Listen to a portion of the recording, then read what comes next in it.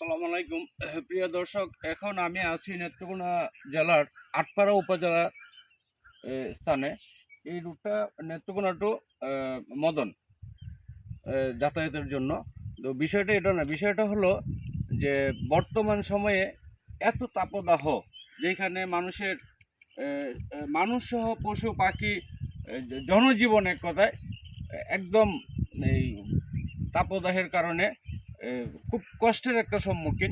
ঠিক এই সময়টাই দেখেন শত শত গাছ এই রাস্তার উপরে ছিল, শত শত গাছগুলোকে কেটে ফেলা হয়েছে। বললো যে এই তাপদাহের সময়ে আইসেও দেখেন, বা একটু দেখেন না, এদিকে একটু ঘোরান, দেখেন কত গাছ ছিল এই জায়গাটাতে।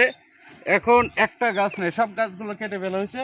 এটা সরকার হয়তো বা ইয়া দিয়ে, এটাকে কি বলে, টেন্ডার দিয়ে কাটানো হয়েছে। কিন্তু বিষয়টা হলো যে এই মুহূর্তে গাছ না কাটলেও চলতো। দেখেন এত মানে সুন্দর ছিল পরিবেশটা, শত শত গাছ ছিল। এই গাছের নিচে মানুষ, এবং অনেক মানুষ এখানে বসে সময় কাটাইতো বিকেলবেলা বা অফিসের সময়ে একটু সাইড হন। এখন দেখেন একদিনে সব কেটে সাফার করে ফেলা হয়েছে। এতে করে পরিবেশের যেমন ক্ষতি হচ্ছে, এই জলবায়ুর যে ভারসাম্য আমরা হারাচ্ছি, তাতেও অনেক মানে ক্ষতি হচ্ছে।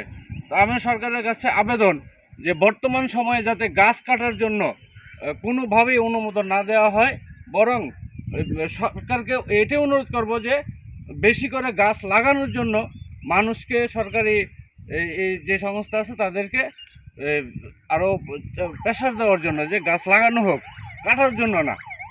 ধন্যবাদ সবাইকে। আসসালামু আলাইকুম।